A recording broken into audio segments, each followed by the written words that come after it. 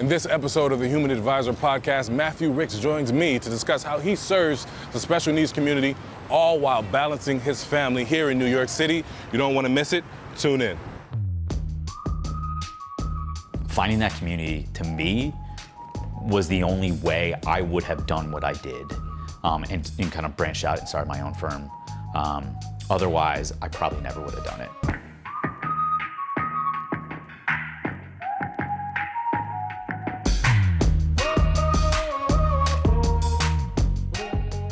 Today, Matthew Ricks joins me on our show. Matthew, how are you? Good to start that. How are you, bud? Good. It's a pleasure to see you. Thank you for joining us on the podcast. We really appreciate it. And through the process of kind of preparing for this interview, I feel like I've gotten to know you, and I have never met you, right? It's funny, when you're on Twitter, you feel like you know somebody, right? Oh, yeah. You follow their moves, you see their success, you're rooting for them from behind the keyboard, right? So again, it's a pleasure to meet you. Now, I want our audience to get to know you like I've been able to get to know you over the past couple of weeks. So where were you born? How did you come to find yourself working in finance? Sure. So I was born across the river here. We're in New York City, in New Jersey. Grew up there, in a town my dad grew up in. So made my way through college, back to the city, ever since. Finance was an interesting journey. I like to joke, I was George Costanza when I was younger. I wanted to be an architect, right? Oh, did you? Yeah, I had the sketchbooks. My mom would buy me the home plan books from the supermarket, and I would sketch out different things. She still busts my chops a little bit sometimes about the building I designed for her and my dad, where they're on the 78th floor with no elevator. That didn't work out as I got older, and I figured out there was a lot of math and engineering behind architecture, and I was like, that's a little too much for me. I was like, I can do it, I just don't want to. And being right outside New York, I had a lot of family friends that worked in finance in various capacities. My godfather was one of the early NASDAQ traders for Bear Stearns and afterwards Cantor Fitzgerald. So at different events, I'd always hear him talking to my dad about other people, and it was always piqued my interest. And then, it was kind of interesting, he did like the Planet Hollywood IPO, right?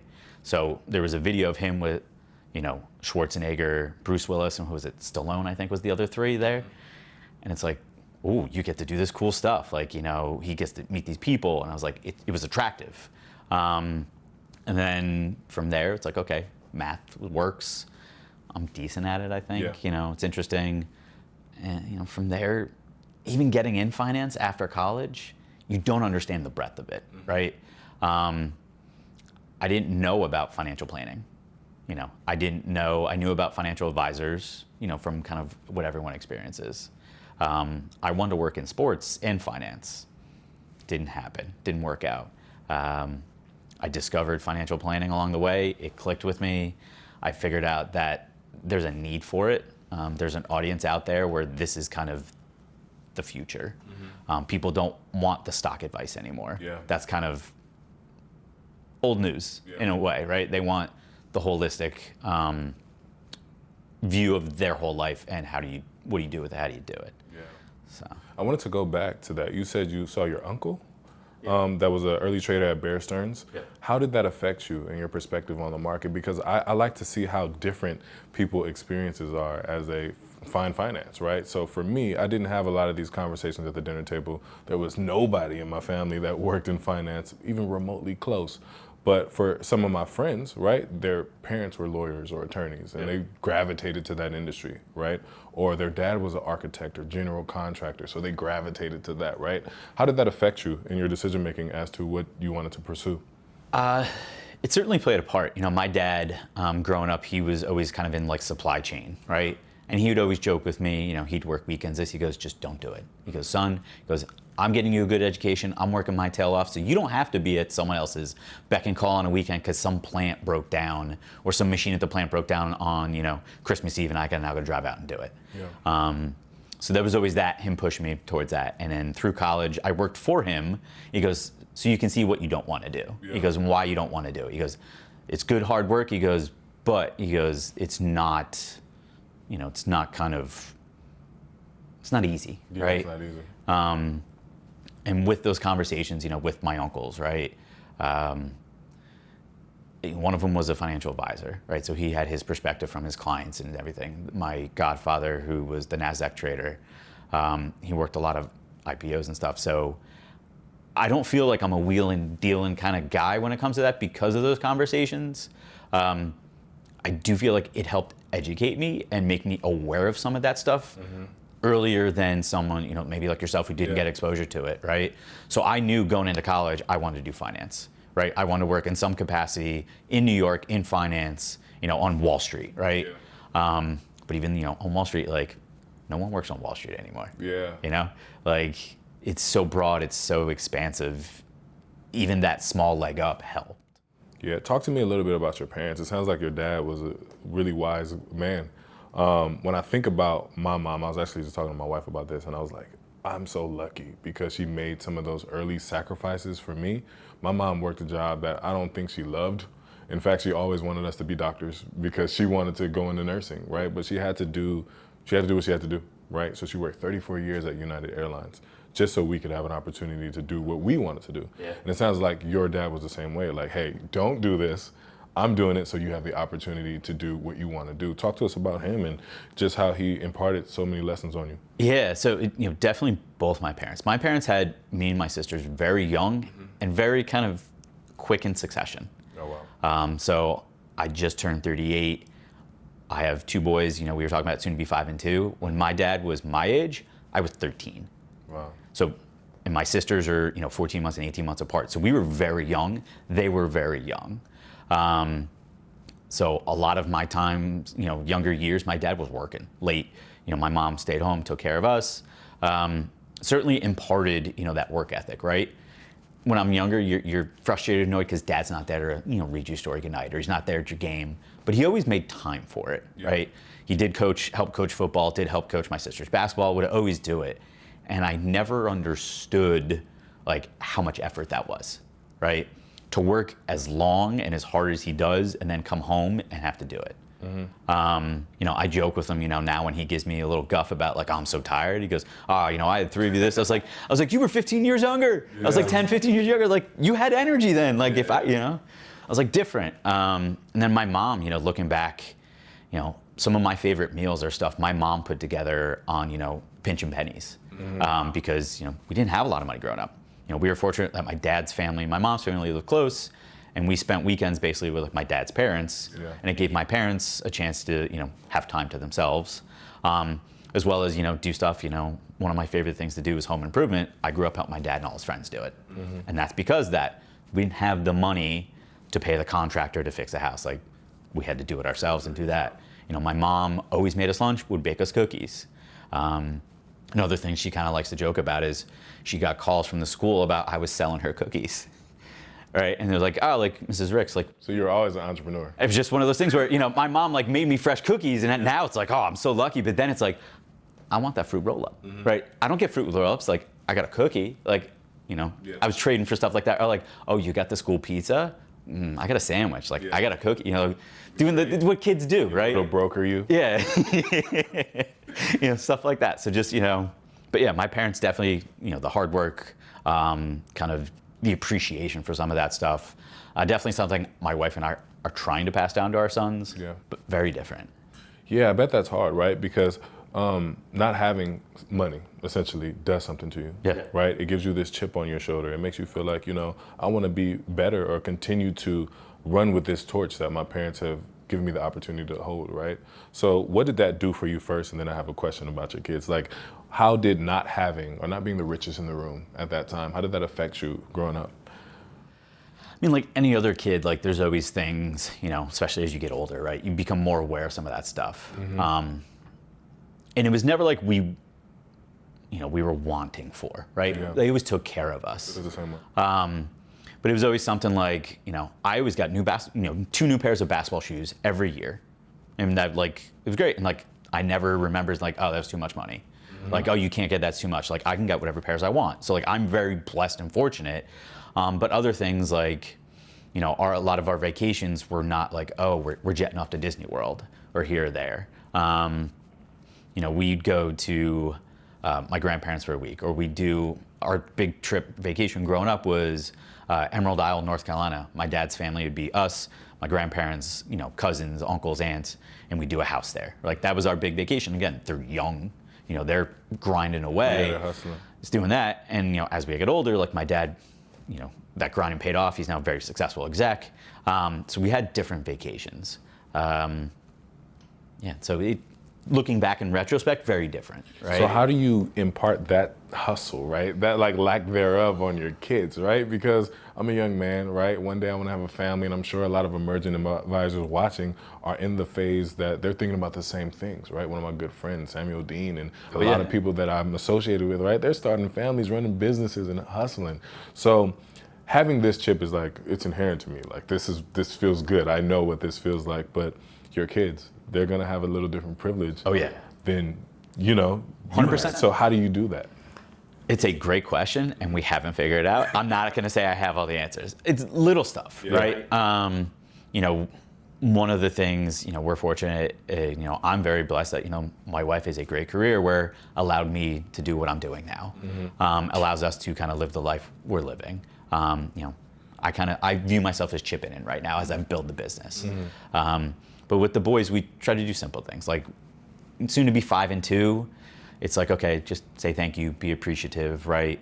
Our 5-year-old is very big into the phase of I want, right? I want it. And we try to explain like, okay, do you want it? Do you need it? Or do you just like it? Like just trying to do little things like that. We were talking before recording, we're in the process of buying a house in the burbs, right? So we found there's all those little, chore charts you can get for kids. So it's like, okay, we don't have, we're in a elevator building in New York right now. We have people that like take out the garbage and like shovel the sidewalk and stuff. So it's like, all right, that'll help a little bit. It's like, all right, boys, it's snowing. Let's go. Get up. Yeah. Mommy's got to go to the train station. Let's go. Get the shovels. Come on. Or like, okay, take these out to the garbage. You can do this, do that. So trying to do little things, but it's still a work in progress. It is. It's always going to be evolving, right? Let's go back to finance now, right? So you found finance, you had early people that influenced you and made you curious about the industry. What was that first job that you got after coming out of school? Yeah, so I got a job with JP Morgan, their asset management, dealing with SMAs, separately managed accounts. Yep. My original role was operations, right? And just getting a foot in the door. I knew, especially at a place like JP, so big, just get in. Have it right there on the resume. Yep, earn your stripes, and then you could go internally, move around. So even within that group, I moved around a couple different spots within the first 4 years of my career. Learned a lot, was interested. Again, one of those things like, I'd never heard of separately managed accounts in college. They don't teach that aspect of it in finance courses, right? But it was cool because I got to experience working with portfolio managers and it's kind of understanding like, oh, they're trading this name, and then seeing their rationale why. And not just kind of what they're telling like the public, but what the internal stuff, right? Yeah. It's like, well, this is kind of what we're putting out, but this is a little more detail behind it. So started there. From there, moved on to they called it a client portfolio management, basically client relationship with a lot of large pensions and retirement plans. So I wasn't sales, I wasn't portfolio management, I was in between, and I would help both sides. That was the first real job I ever had, even pre-career, where I was dealing with kind of that relationship management aspect of it. So that was interesting. Talking to some of these large pensions and saying, okay, you start talking, risk, you start talking time frame, you start talking objectives and goals. Yeah. And that started giving me an idea. And I had a family friend, the family friend I mentioned, who was an advisor. He started chirping in my ear like, you can do this. Yeah. Like you can get away from dealing with these corporate, like you can do this on a smaller dollar amount, but a bigger impact. Yeah. I was going to say, all of those things are parallels to personal financial planning. Yeah. So how did you practice that while you were there? Because I believe that these experiences don't go in vain, right? Every step of the way, it's kind of like squeezing a lemon, right? You squeeze that lemon, you get what you got to get, you go on to the next thing, you make your lemonade or whatever. So what did you get from that experience? Because when you're talking to businesses about risk, it's a lot different, but I think that the relationship aspect could be the same. Yeah, I like to tell people, hey, look, when they ask my experience, okay, I had those conversations with very different dollar amounts, very different time frames, right? You just think about it, a pension like a hypothetical CalPERS, right? California teacher pension, generally probably not going anywhere for a while, right? They're elongated out. They're not thinking, oh, I got to hit this number in 5 years. They're thinking 25 plus. So that shapes it a little bit. But like I said, it was new to me in understanding that like they answer to someone, right? What are those people telling them? And how are they conveying that to us? And how is that driving a lot of the decisions? So that was interesting, now kind of again looking back and saying, okay, you deal with families, right? You either have partners, couples, with kids, without kids, business owners, employees. There's also like what's driving that from their end. So it helps give insight to that. I got some experience doing that, again, on a very different dollar level, right? Or like we're talking hundreds of millions, billions of dollars. Like a mistake there is a bigger mistake. Dollar-wise. Dollar-wise. But it's still a big mistake, if you do it for the small thing. No, 100%. I think that's a bigger mistake because you can have a bigger impact with that mistake. No, for sure. Yeah. Can we stop and just talk about that family friend that was an advisor? Yeah. Because it seemed like that was somebody that you looked to or like you trusted his advice. What about him made you trust him so much and like kind of give you this guidance along the way? I think mentorship is important. Yeah. Right? So having somebody you can go to and voice your interests, your concerns, or ask for help is important. So let's talk about that guy for a minute. Yeah, so he's someone, again, I refer to uncles a lot in here. They're not actually blood uncles. They're my dad's friends growing up, right? That we call, they're just the uncles. I grew up playing basketball against them, 13-year-old kid playing against these guys. That just was part of my dad's crew in high school and growing up. This guy, Tommy, was influential on me through basketball, all the lessons you get from that, right? And then as I got older, started getting into finance, started connecting more. And he saw like the struggles I had with corporate. Kind of the corporate BS you got to deal with, right? Like, all right, I have a doctor's appointment. I need permission. Am I an adult? Like just the silly stuff where I'm like, I don't really see why I have to do this, but sure, I'll dance the dance, right?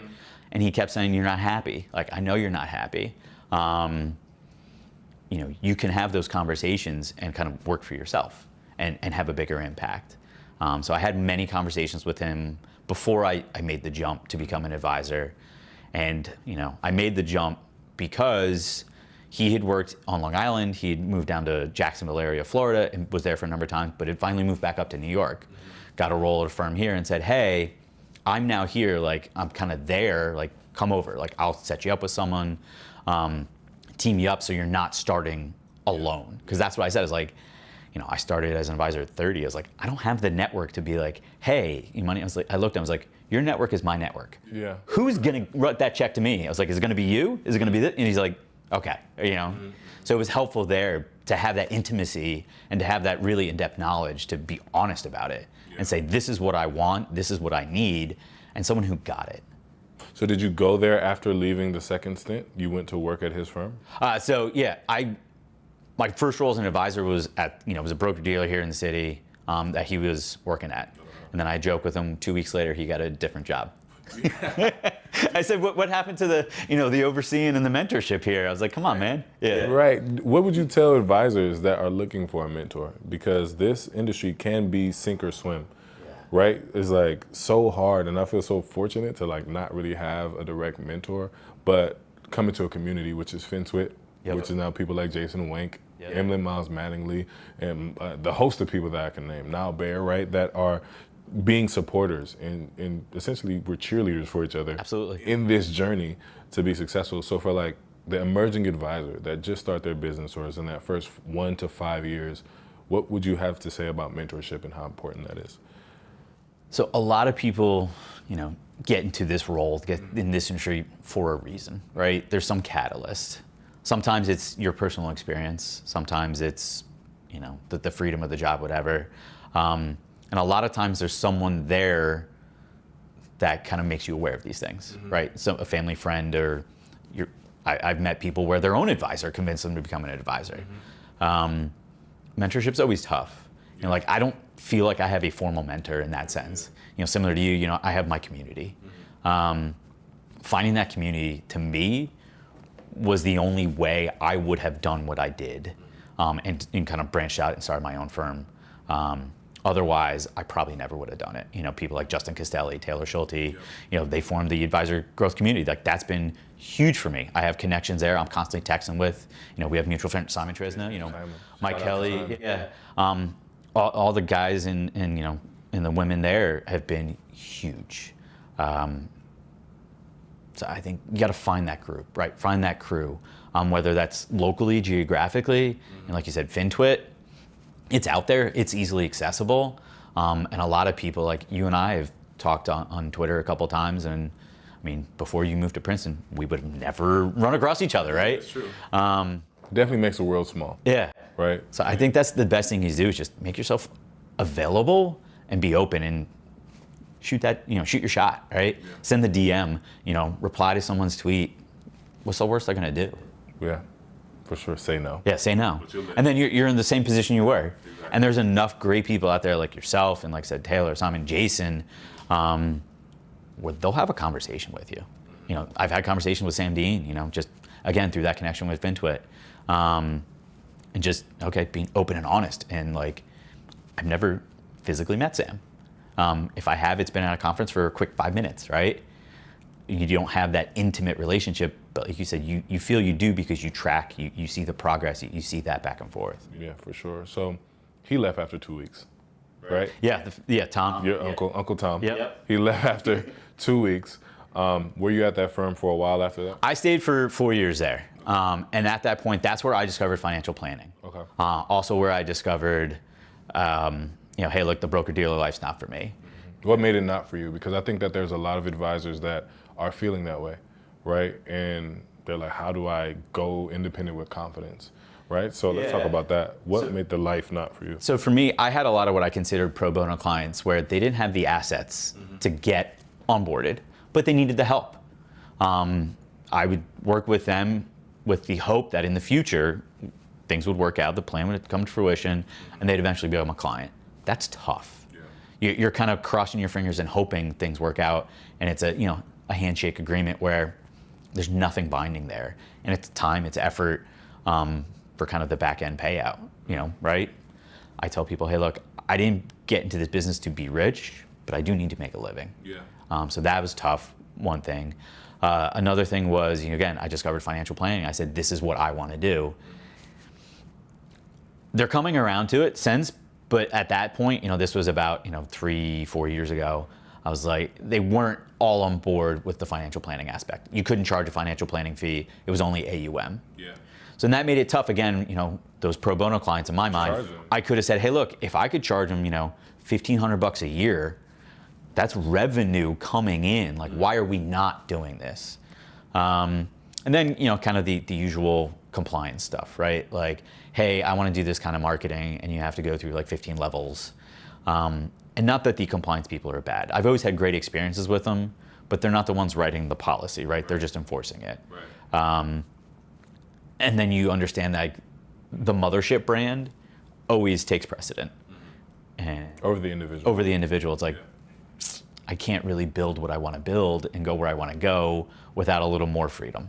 Yeah, that makes sense. So I'm pretty sure at this point it was bubbling, right? Like, I need to create my own thing. What helped you to go independent with confidence? So part of it was, again, that community. It was a conversation with Justin Castelli.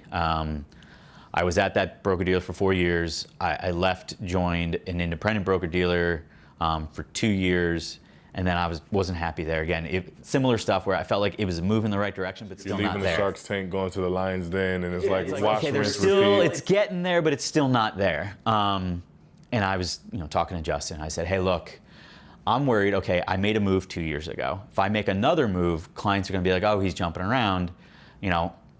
I'm worried about, start my own firm. I never saw myself as an entrepreneur, right? But you were selling cookies Yeah, I know, right? in the third grade. It's one of those things where like I didn't think it that way, but it's just like, okay, do I want to do soup to nuts, right? Versus just focus on clients and client service. And you know, talking that out with him, other people, and then one thing he especially told me was like, hey, look, you start your own firm. Anything after that is a merger or an acquisition. He goes, you're not leaving. And like it was a literal aha, epiphany, light bulb, you know, the whole cliche moment for me. And I was just like, oh wow, you're absolutely right. And that was like, I'm in. And that's when it's like it switched, and I said, okay, what do I now need to do? And how do I want to go about this, right? Do I want to bolt on to somewhere where they have an infrastructure already? Do I want to create my own? And then kind of started that down path. Yeah. So talk to us about your firm. I am a fan of your firm. I'm a super supporter because you're serving a niche that is, to me, underserved. So explain to the advisors how you've constructed the firm and exactly why and who you serve. Yeah, so my firm is focused on serving the special needs and disabled community. I came about it about 2 years ago, really starting to focus on that group. And I joke with everyone, you know, these days you can see the arguments on Twitter like niche, niche, niche. Oh, you got to get hyper-focused. It is not hyper-focused. You look at the stats, it is close to, you know, in the population of the U.S., close to 100 million people. So it's broader than you think, number one, but it's a differentiator. That's the way I look at it. And I got around to it because I saw, again, there was a gap there. I came across it through pro bono work and through my normal course of business, and I said, okay, some of these instances came up where it's like, I'm not knowledgeable enough here. Who is? And I wasn't finding a lot of people. There are great people that do it and have been doing it for years, but certainly not enough advisors and planners focused on it to serve that 100 million people, right? I've built it, I've tried to build it, fully accessible. Like my website, you know, I've got, you know, the little blue guy on the corner there to make sure that, you know, the screen readers, all the accessibility is there. You know, with blog posts that are just me, I try to also include, I call it the voiceover, right? An audio component to where, you know, the screen reader or something, you know, stuff like that. I'm posting images on, you know, Instagram or Twitter or something, include an image description or, you know, alt text or something like that. Trying to make it the best I can for that community so it's inclusive. So there's no one who's like, oh, you have a video that pops up. I don't know what that video is. There's no captions, right? Something like that where if you go to my site or see my stuff, like you see like, oh, like I understand, like I'm trying to make it and like talk to you, right? Talk to this specific demographic. What would you say is the most challenging thing you've found so far about going independent? And then what is one thing that you're super excited about in this independent journey? Yeah, challenging is obviously the time management, right? There is the never-ending to-do list. And it's, you know, I always joke with my wife. She's like, oh, like you took the day off. I was like, no, I'm always working. I was like, you think I'm sitting here watching like the Knicks game? Like, no, I'm working. Like, I'm just. And watching the Knicks. Yeah, I was like, I'm watching the Knicks game. Like, go to the playoffs for the first time in how many years? But yeah, it's like, no, I'm just like running through stuff. Or like I'm making notes on my phone or, you know, talking with other people and talking ideas out. I was like, it's never ending, which can be exhausting, right? I'm sure you've experienced moments like that too. We all have when it's our own firm. So taking time for me. Just to completely disconnect and like take a step back and not even like take a step back, focus bigger picture, but like just completely check out. I've had to like force myself to do that. The one thing I'm excited about is I can go a lot of different directions in the future with this firm. Talking to different people, they've brought up ideas that I never would have thought of.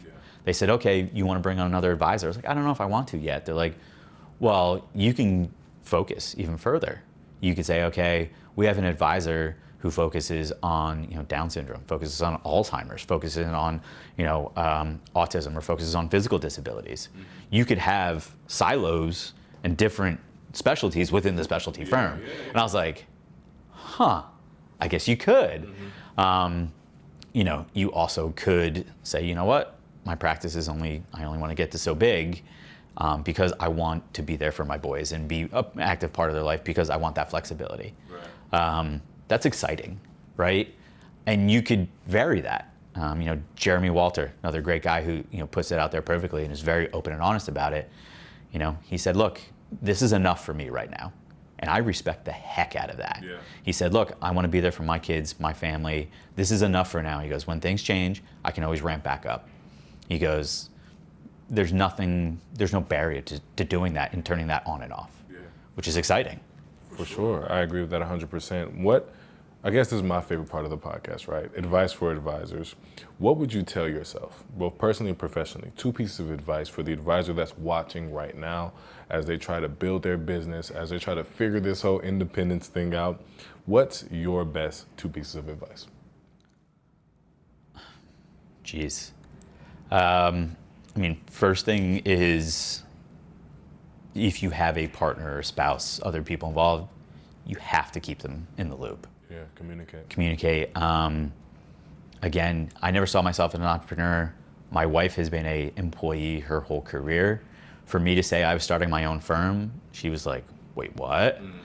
But as I looped her in and kept her and said, okay, this is why, and showed her stuff and shared conversations I had with other people, she's like, all right, you know what? That does make sense for you. Like, I see that. I see why you struggle in the corporate environment, and why you don't, in some aspects, that's where she thrives, but different personalities. That's been the biggest thing. And that's why I always tell people, get buy-in. Yeah. If you don't have that buy-in, it's an even more uphill battle. Yeah. Second piece of advice, just dive in, like take the leap. This industry is a great avenue to where you can fail, right? Failure is relative, right? We all know that. Failure isn't always bad. Yeah, exactly. You learn from failure. Right. It's great. You could start your own firm, and 5 years from now, I started about a year ago. I could say, you know what? I don't want to do everything. Go find someone and merge, right? Did I fail as a firm owner?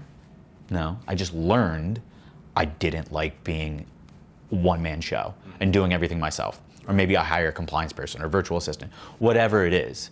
That's not a failure. Yeah. That's a learning experience where there's no harm done in that instance. It's a failure where, all right, you do harm to clients, you do harm to yourself. That's failing in that sense. Yeah. But again, going back to that community, you have that community to help you. Like, it's tough to fail. The support, the shout outs have been overwhelming for me in my short time in doing it. Never had I thought less than a year I'd be sitting here talking to you. And never did I experience that. I got the email and I was just like, wait, what? I was like, you want to talk to me? Yeah. Yeah. That's awesome, man. And I agree with you. I think that a lot of advisors have to change the narrative of what failure is, right? Taking time for content to mature, to reach the audience is not a failure, right? That's just a natural progression of your work, right? Taking time to ramp up and find your niche client, that's not a failure. That's just a part of the process, right? So I think that we have to be more married to the process and less married to the outcomes, right? And that makes for an overall day-by-day better journey in building your business. Matt, I can't thank you enough for joining us on the podcast.